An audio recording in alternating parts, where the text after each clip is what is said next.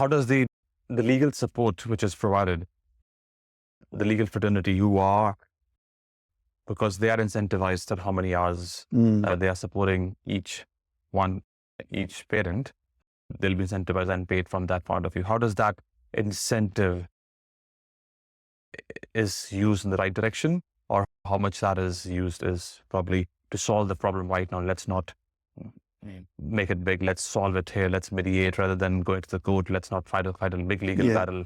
Let's not go for the opportunity to get as much as in legal fees versus let's reduce the minimum impact and then let the family have the more opportunity to have the financial resources which they can invest back into the kids' life. Yeah.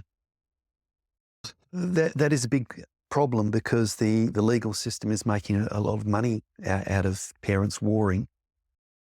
A lot of lawyers are doing what they can to try and sort the problems out, but it's inherently adversarial. And after parents have been in the system for a while, they get to learn the way it works. And that just drives the whole process. And unfortunately, the legal system is just not the right system for solving this problem. If parents can't cooperate, they don't need lawyers. They need social help.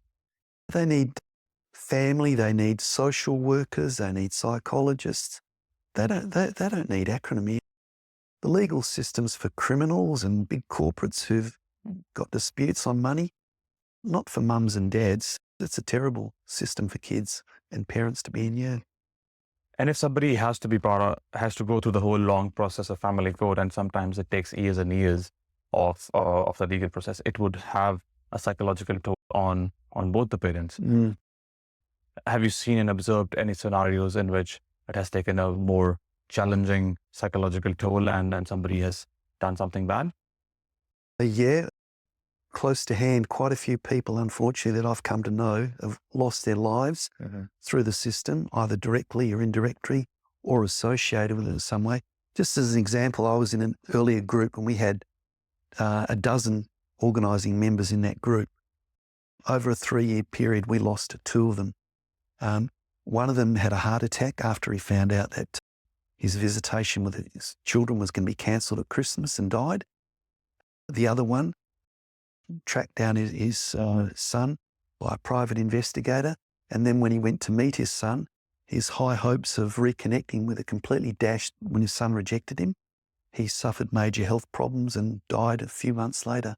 It takes a severe toll. Someone else I know, the mother, his son was cut off from his children. It's all too much for him. He took his own life, and then the mother attempted to take her life. When my dad was in hospital, I met someone who knew a mother who murdered her own 2 children, then killed herself. Someone else I've come to know in advocating for all this, his entire family were wiped out through stress of family court. And I've seen great-grandparents and grandparents extremely traumatised by this, not being able to see their grandchildren losing their lives. So the impact on this is enormous. Parents who don't see their children after separation have got 4 times the risk of heart attack and 5 times the risk of suicide. It takes an enormous toll on children and parents.